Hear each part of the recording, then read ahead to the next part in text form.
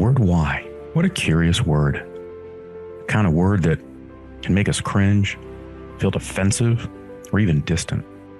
But you know, sometimes why is the key. The key that can unlock so much to our lives.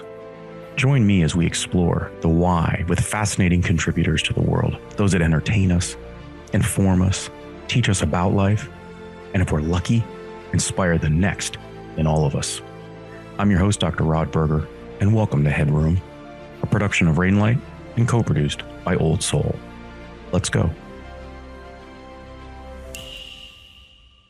If you followed any of my work over the years, you will recognize this next guest as someone that I'm a big fan of and have spent time. I actually met Conrad Wolfram years ago in London.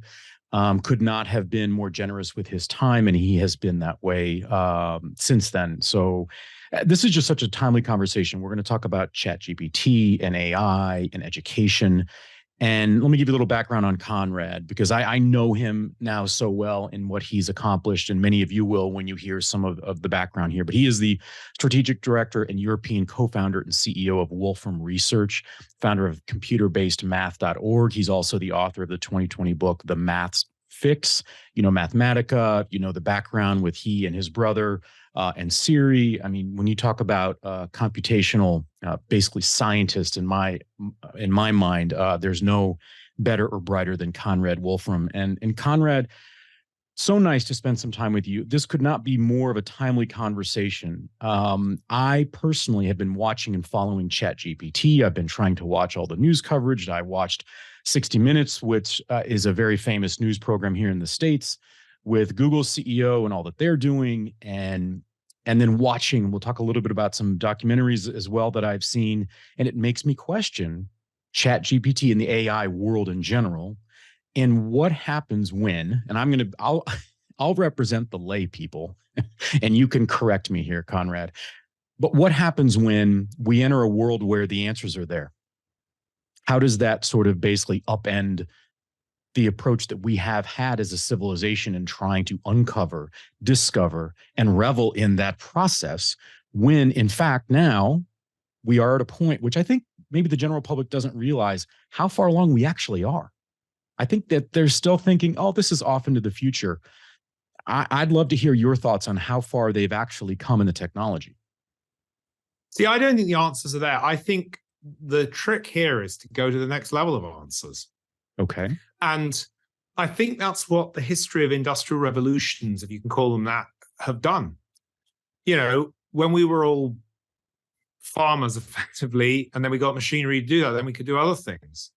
Then we were manually making things. Then we got machinery, electricity, and everything else. We could zoom up to the next level. Then we, in Drucker's terms, did the knowledge economy, where in developed countries, most people were not physically doing stuff all the time. They were using knowledge as the primary economic driver, in a sense.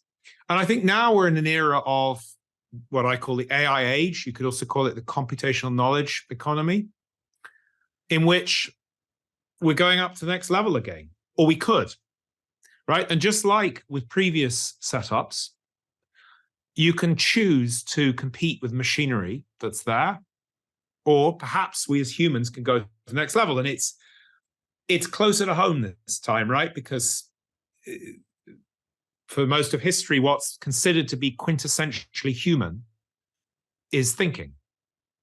And it appears now we built machines that think. You can argue what that means. Now, but for those that are listening, they can't see your reaction. You're smiling a bit.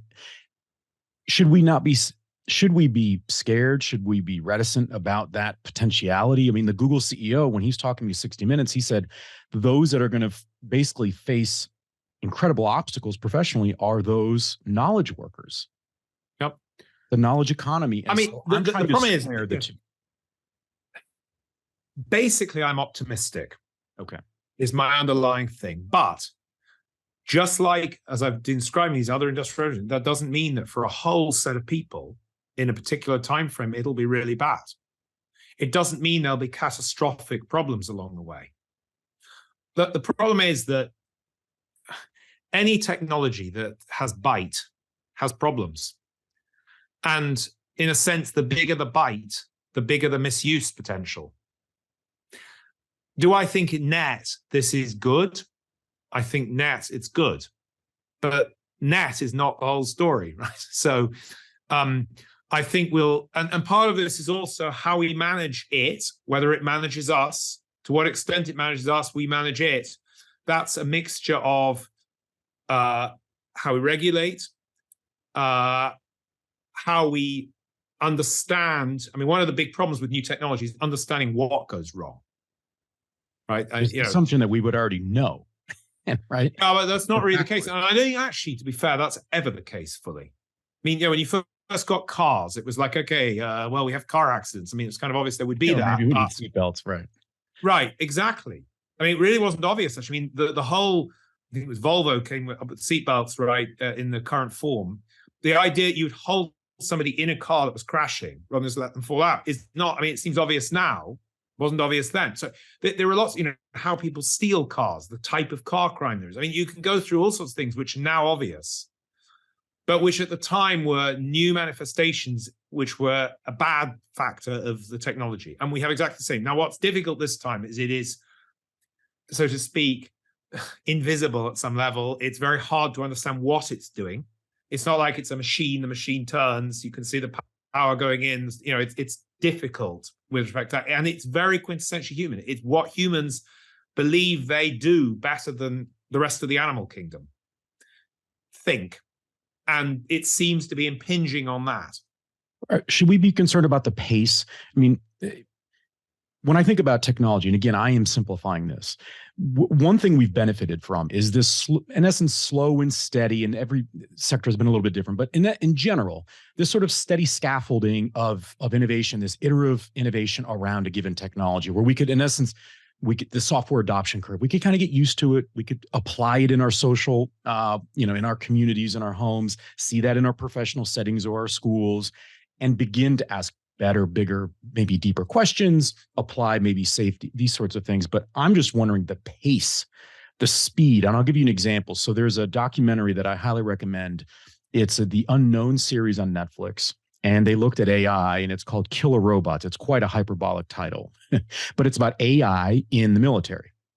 And they talk about two researchers in North Carolina that were getting ready to speak at, I forget, maybe it was an AI conference, and I believe it was in Europe. And on a Friday, Conrad, they changed their algorithm, and they wanted to see what would happen on Monday before they sort of headed out.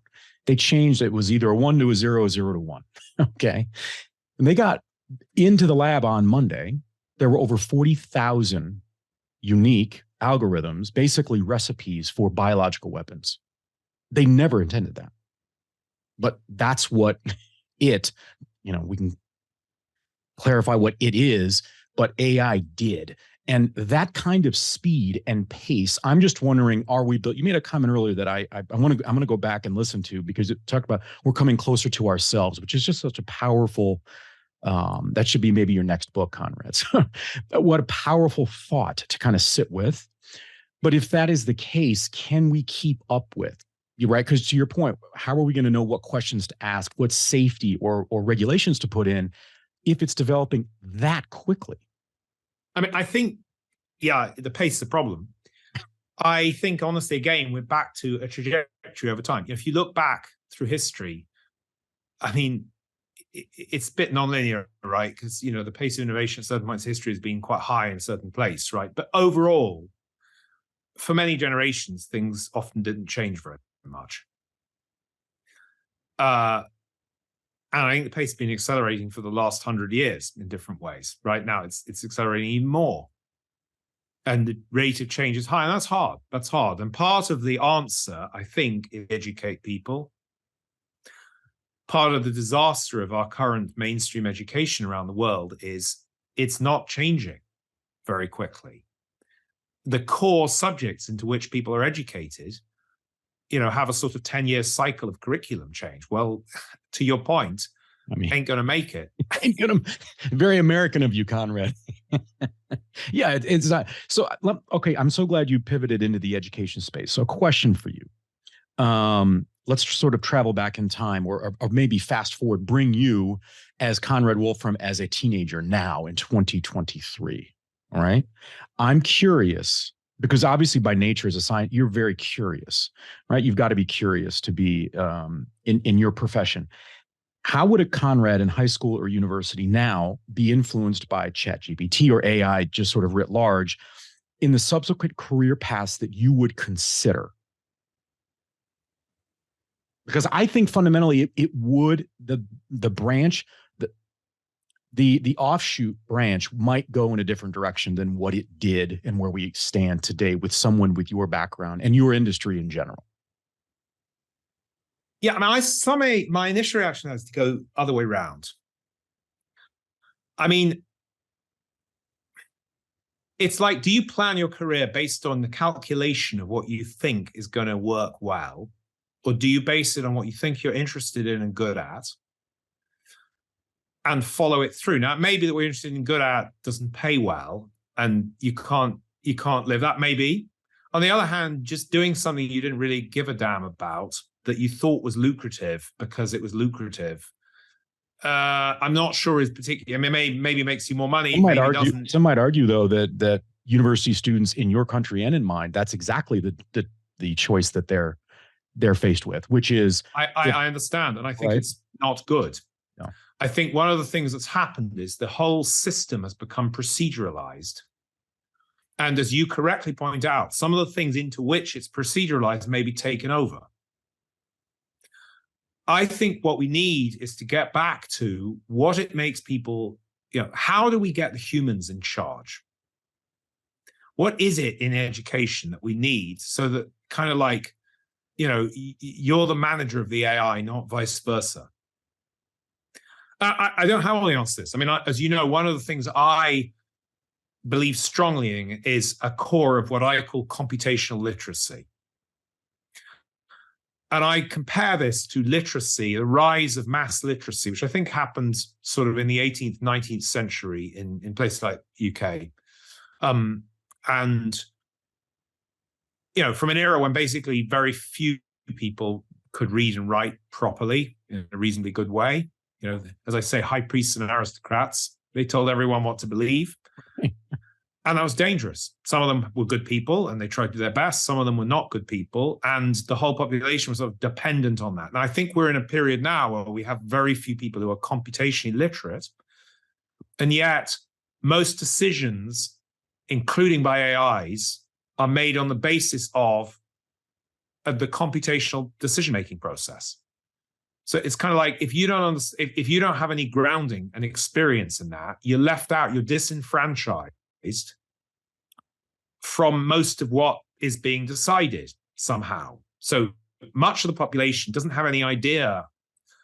When you quote, I don't know, statistics on the pandemic, or here's a graph about how vaccines work, all of this stuff, any of these things, right? Doesn't matter but all of these decisions we are thrust into our lives now are based on a claim of computational understanding, computational thinking.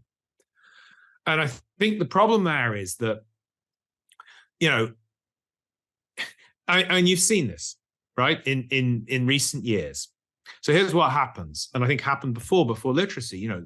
You get a bunch of experts who tell you X, Y, and Z, and some of them are good, some of them are not good. Some of them overclaim for what they can say because they get the loudest voice on media, etc. Those who don't really get it say, "Oh God, I listened to these experts," and actually, in the end, what they said didn't really pan out. Wasn't quite right. So then they said, we can't really believe any expert. They don't know what they're talking about. So then we get into this sort of mode, sort of almost a pre-science mode, where it's kind of like, well, it was all hocus pocus. I mean, we'll just go with whatever hocus pocus there is, because basically none of the experts are right about anything, which isn't fair. And there's significant implications, Conrad. I mean, we're talking about, I think, really the shaking of the global economy, the ground beneath the global economy. I mean, China has come out saying they've got so many graduates and not enough jobs. And yet we're also talking about a knowledge economy and knowledge workers that will be potentially out of work. That to me then flips the whole thing on its head. And it's, to your point, can we ever get in front of the AI and manage the AI?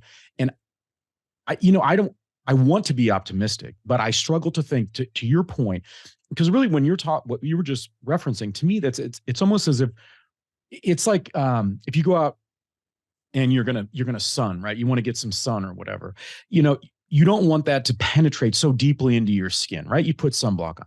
Nothing is penetrating deeply enough for people to question and debate and to think critically. They're just sort of passing it on to the next thing. We have like too much sunscreen on our species. And so we don't want to take in information and say, I don't know if I believe Conrad Wolfram or Rod Berger, but I've got some other thoughts. I'm going to apply that to the context with which I live in the environment that I occupy. And that feels incredibly dangerous, especially when we apply that to education. Because to your point, we're on this 10-year cycle. Well, we're already out of luck. I mean, when I think about business students, and then I hear Google and all these other CEOs saying, you know what, the financial sector is going to be wiped. You're not going to need humans because we already have all the algorithms. We can figure this out. This is a math problem in very basic terms. What are those young people going to do? Like, I think about my kids. I'm sure that you think about like, what will they do when they think about the profession that they'll pursue, i.e., what would a 15-year-old Conrad Wolfram want to be doing now in 2023 with the skill set that you have? And not that you would plan that far in advance, but I do have a hunch that it would influence the way in which you might attack whatever career you'd like to be a part of. Yeah, I agree. I mean, the problem is, there's a sort of doomsday, the machines take over the world completely and the humans are left out. Lots of things are possible, but I have a feeling that, it depends. We need to somehow keep this thing where we try and make the humans be the end consumer. And in the end, then certain sorts of human things matter. Now, look at the industries that have come up in the last 20 years. Unimaginable in all sorts of ways. What's driven those? Who's been successful in that? A lot of people have been successful in different ways, but I think that, the programmer who dropped out and turned up, starting a big successful Silicon Valley company wouldn't have been who you had predicted before. Now, some people have lost out for sure. I think there's a big middle class that, so to speak, lost out, where there were people who were doing things that frankly have been proceduralized into what computers already do and have done for 20 years. And I think we'll see the same sort of potential hollowing out. What we can't do is just teach people they've got to be able to deploy a hybrid existence with AIs. They've got to understand, just like if you want to manage a company, you're managing other people. In the future, you're going to manage people and you're going to manage AIs. Or they might manage you. How do you do that? Just like, how are some people better managers than other people? This episode is brought to you by the Happily Company. Their monthly date night subscription box, DateBox, has been used by thousands of couples to keep their relationships healthy and interesting month after month. Use code HeadRoom50 for 50% off your first date box. Some people, that's an example. An extension of that, Conrad, would be that like our kids, when they're older, are going to be working with humans, and those that are not human will be their colleagues. Yeah, absolutely. And part of that is understanding how they tick, just like people of different cultures have different ways to function sometimes. Part of it is understanding what you ask. As somebody who's a CEO, I don't know everything people in my company do. They're much more expert in some places than I am. But you get a sort of list in your head of, how do I question this? How do I get a feeling? How do I drive this forward? Same thing with AIs. In fact, one of the interesting things, slightly off to the side here, but it's related, we've been experimenting a bit with tutoring, but because there are two parts to the whole education thing. One is what everybody discusses, which is personalized tutoring. How do we improve, can AIs help with pedagogy? I think they can, by the way. I think there's a huge amount that can be done to improve pedagogy. And again, I think it's a mixture with human teachers. Slightly different role for teachers, but I think teachers are there, but different in many cases. And then there's the subject matter. Don't leave out the subject matter. The world has changed because we now as humans need to do different things. Don't go do the same thing. Don't replicate the machine as a third-rate machine, right? So that needs to change, and that's what's not changing, the curriculum. But But we've been doing some experiments, simple with Wolfram attached to ChatGPT to see how tutoring might work. And it's quite interesting. I mean, I think there's a lot that can be done in guiding the student at different levels to understand how things might work. And actually, it's quite similar to, one of the things we discovered with the computer-based maths effectively is a new subject. It's not like math. And so if we've been trying to get human teachers to deliver that, what you tell a human teacher, they never studied this subject. So actually, this structure we've been making to present a curriculum in a way that could be taught for a brand new subject isn't very different to what you might present an LLM tutor, right? It's the same sort of thing as what I hear. So there are lots of interesting things you can do, I think, to improve it, but you got to remember the subject. And I think that no doubt some people will be left behind, I'm afraid. There is a possibility of equalizing more. I think the idea of getting high quality education across more people is a distinct, I'm not saying it'll necessarily happen, but I think there's a distinct possibility of that because it's cheap. Because if you can have computers do some of it, AIs do some of it, that'll help. Do you think that, you mentioned something earlier, but we're talking about this, in essence, having to understand the personality, and we use that in quotes, of the AI or the chat GPT or what a colleague might be if it's not human. Is that part of the answer, which is to say that going back to ourselves, to your earlier point, that maybe one of the key pieces of the next iteration of us is our ability to ask really good questions? Because if I'm going to work with something or someone that is not human, I'm going to have to refine and become, I would imagine, very adept at, and I don't think people are terribly good at asking questions. Because asking, no, you need a lot of experience. You have to think critically to be able to ask a question. Absolutely. Of substance. And maybe that is a side benefit to this, is that when you're walking into ChatGPT or you're typing, you're trying to engage with it, you are forced to some degree to be able to ask really good questions and or to go down a path based on a very solid question. Part of what we've been professing with computational literacy is that, in a sense, the process that you follow is a 4-step process, more or less. It's you define the question that you're really trying to ask. You abstract it to this fantastic language that allows you to, put so many apparently disparate questions into a standardized language, normally code these days, which allows you then to run hundreds of years of experience on how to turn the question to the answer through this computation process. And then step 4 is you say, right, I got the answer, X equals 3, or much more complicated than that. And can I interpret that? But that's a critical interpretation. Did that make sense? Did it actually answer the question I meant to answer? Or did I answer a different question? Did I define the question properly?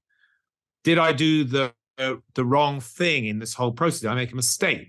So the two ends, step 1 and 4, are absolutely critical and are basically people are not learning those in mainstream education.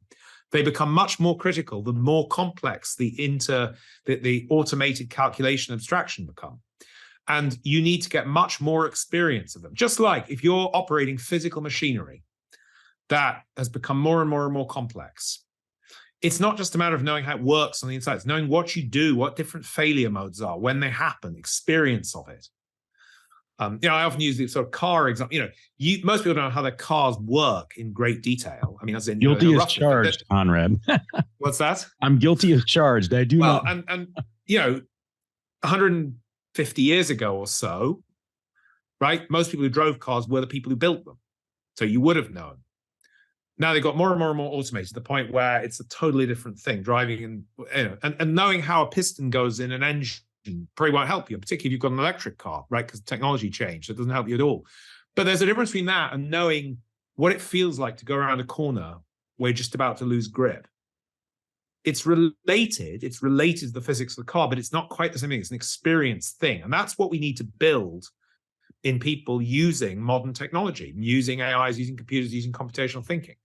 That's not being built. If you give somebody a very toy problem all the time in education, snooker, balls rolling on a table, because that's the only thing they can calculate by hand, they aren't going to get the experience of when you model a pandemic, what are questions to ask about the modeling, right? what are things you should critically, as a member of the public, ask about what the expert just told me?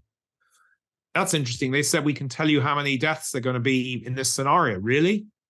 Really? I mean, is the model likely to be that precise? Can they? I mean, there are a lot of variables here. Does that make sense to me exactly? Et cetera, et cetera, et cetera. So that's what's not being built up. And you only get that by having computers fully deployed, by getting questions that are hard, by getting mass in there that you have in real life, not by trying to filter that all out to make it, quotes, easier for education. Should we be thinking also ahead, not from a doomsday perspective, but maybe more of a preparedness? Should we be incorporating in ethicists to talk about what if there is a world where AI does advance to the point where we, and that, in essence, again, this is going to, our brains are not needed in the way in which we're talking about, which is into the to analyze or to provide analyses based on multiple answers, applying into new contexts and these sorts of things. What if it advances to the point where we don't need you or I to, in essence, solve problems? How do we then operate in a way that is productive, healthy, right? Forward thinking. And or are we ignorant if we don't think that? I mean, can we think that there is? I don't know. You know, my view of life, maybe wrongly, is that there will always be problem-solving thinking to be done. It's just a different stratum of what. You know, I think if you lived in Roman times, there are some similarities to, you know, what we think about now, which are actually strikingly similar, surprisingly similar. How human societies get set up, in some sense, there's surprising similarities in things that recur. But then there are huge differences on a day-to-day basis. I think if you're a Roman, you know, the things that, you know, are you going to be eaten by a wild animal? Are you going to, you know, there are various things that basically are less likely now in most people's existence than then. But there are brand new things, you know, which you just don't come across. Some of the, you know, things we've been talking about, obviously not even, you know, vaguely on the horizon. So there is a scenario in which humans become redundant. I personally am not a big subscriber to that. I think there will be sets of humans, absolutely, who become redundant, just like there were and there'll be waves of effectively unemployment and disenfranchisement. And those may be very bad, and particularly very bad for certain sets of people. I mean, you know, the oft-stated things that, you know, with all the machinery that was coming, I forget when these were made exactly, in the 1930s and things, that we'd suddenly, you know, have all this leisure time, et cetera, et cetera, et cetera. I mean, the world population is massively bigger.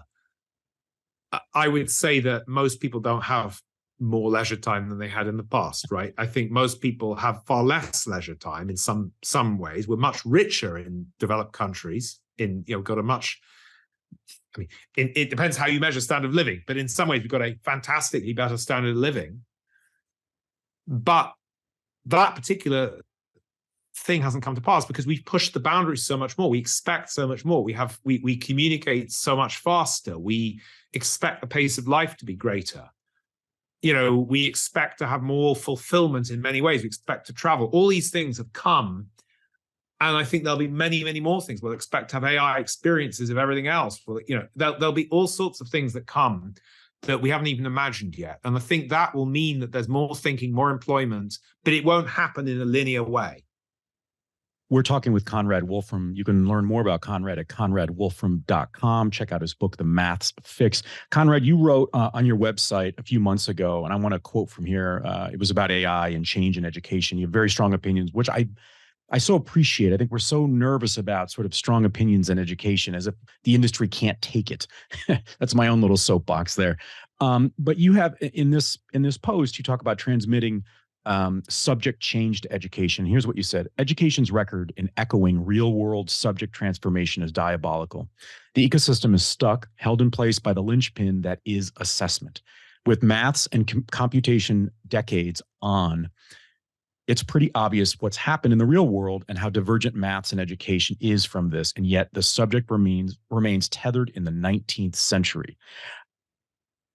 Strong statement for sure, but I think an incredibly important position that you take. And I'm wondering how this does impact assessment because, and again, not from someone that works in education or has, but from, let's say, a parent in middle America or in the middle of England, when they think about assessment in math, it's that you're going to assess my child on their ability to, in essence, put two elements together to find an answer, kind of a thing, right? We've got variables. We're going to figure that out, and we're going to find an answer, and it's going to be based on these answers. If my child can come up with the right answers, the assessment is going to reflect a positive score in their capabilities. Just very basic. You're sort of at the picnic at the local park. Well, in a world now where we have a very powerful tool, again, in ChatGPT and AI writ large, does that not change the way in which we will have to think about assessing whether a young person is progressing?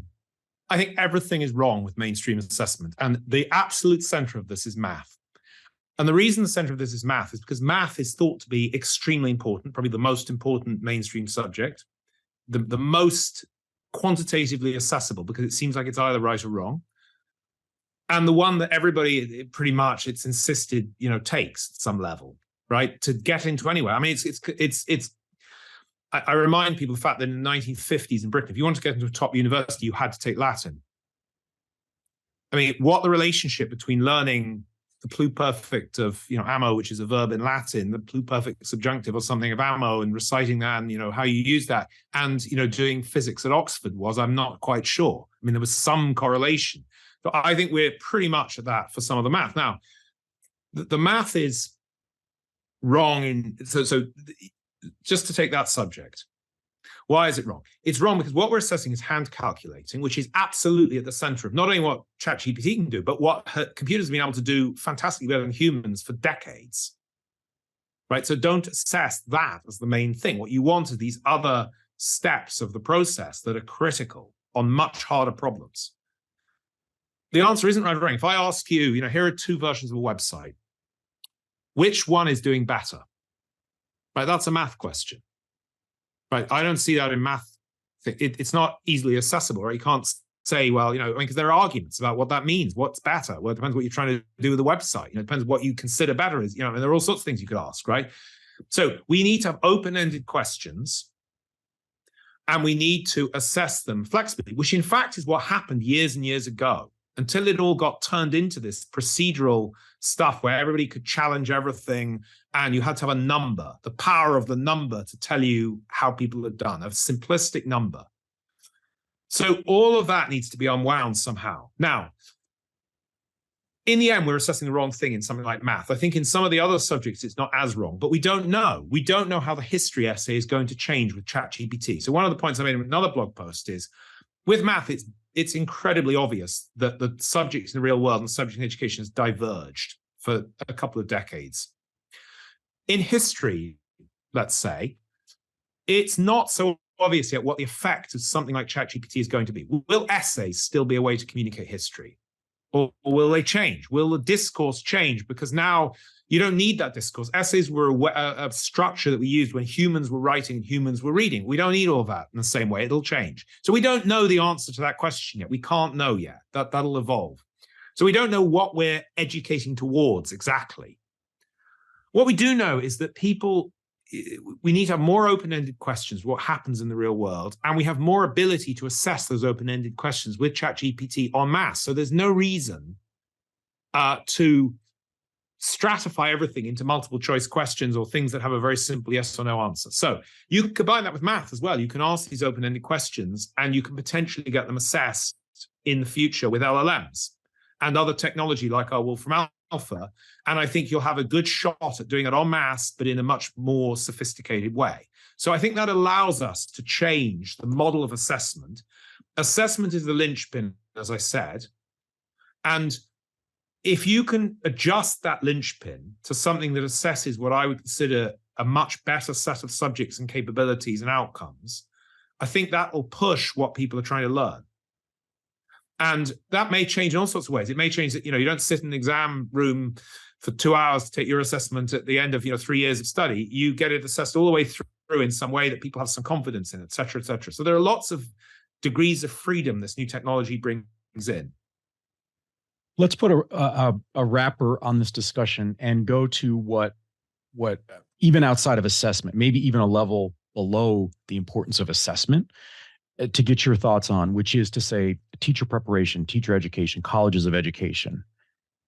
I feel like it with the parent hat on that colleges of education need to be at the forefront of everything that we've been talking about, because if we don't have a workforce from the educator's perspective that can ask these big questions, they are right there in real time, probably spotting things that you or I wouldn't, because we're not in the classroom to be able to understand the influence, the impact of AI in different forms and fashions. That if we don't support that next generation and current generation of educator, we're going to continue to be lapped by the technology in a way that has very significant impacts to our economy and our workforce. And really, I also think the mental health of young people. Yeah. Right. I don't want to sit there and think to myself, if I'm a young person or I'm just now entering university, that, I'd love to really think hard about where I want to work and what I want to do. But if that industry may be compromised by at some level, some degree, by this very accelerated technology, I feel like I'm going to have to go back to square one. And again, not to be doomsday, but I do think that the mental health element is reality. And one place to have active, I think, productive conversations is with the educators, and educator to educator, department to department. Yeah, I mean, I would go back a step. I would say we need to get our outcomes straight. What is it that we think we're trying to achieve from, math or history or education in general? And have we got that straight? At the moment, they're listed out sort of in the, section 1. I mean, depends where you are, which curriculum, etc. Section 1.3, the student shall know how to, do the following. Most of that makes it. We wrote an outcomes list for computational thinking that's on our website for computerbasedmath.org. That tries to at least put some general headings on what you'd want in that space, right? And there are different people who've done good work in this space. So you need to go back to that. The next thing you need to do, which is an interesting problem, is how do you represent that in a way that humans and AIs could understand for tutoring?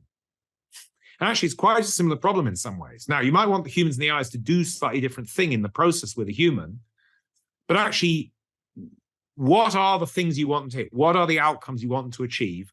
What are some of the ways they could try to achieve those? Actually teaching that may be quite similar between those two. And so actually getting that structure, current curriculum spec documents that I see from most governments and curriculum bodies, they don't cut the mustard. The whole way in which that's done doesn't work. I would imagine they might give you a rash when you look at them, Conrad. Sorry? I said, I imagine they might give you a rash when you look at them. Like you. Well, I mean, they're just a linear listing of what the person needs to know, basically, right? And that's not going to work. Right? Isn't that the irony? Almost like a robot. Yeah. Well, and also, when you've got automation, you need to know things at different levels. You see what I mean? What is an equation? I mean, to take a math example, what is machine learning? What is it? Right? Now, I mean, there are different levels of knowing. There's a 5-year-old thing. You can apply machine learning and basically, you show it a bunch of things and it will, one form of it, it'll learn them and then try to recognize other things, just like you did as a 5-year-old, right? Now, that's a 5-year-old thing. That's not the guys building LLMs. There's a different level, right? So just knowing machine learning doesn't mean anything by itself, but that's sort of the mode. So we've got to represent our curricula much more intelligently to allow us to do sort of outcome building, which allows us then to set things up so humans and AIs can tutor people effectively. And so there's a whole structure. We think we've, by the way, got a rather nice structure for thinking about how to do this. Not full yet, but in that direction. I think that will be critical in allowing us to deploy that to teacher training alongside the LLMs and decide how we implement that. And also, what is it we're trying to find out, assess at the end? How are we looking at those things and helping the student move in the right direction so they get what to do and, they have experience? Conrad, I want to make sure that people can, in essence, hopefully mind share with you, or at least ride parallel, even from their home computers, and follow resources and or personalities, books, websites that you think are doing a really good job of at least asking good questions in this arena outside of, and I do encourage people to check out ConradWolfram.com. The Maths Fix is an excellent book. It will make you think, as it should, in that manner, about our education and the way in which we're thinking about an incredibly important, if not the most important subject academically. Where do you go? What are some resources or recommendations you might have for people that are interested? Yeah, I'm not good on this actually, because I usually, Oh, no, I go I'm so to, but look, I mean, we've tried to put together a set of things. For example, in terms of direct learning, we've got a Wolfram U that has a lot of great sort of computational thinking type resources. I think there's a lot of discussion. My brother's site as well, StephenWolfram.com, is a slightly different slant to my site on AIs and different things to think about there.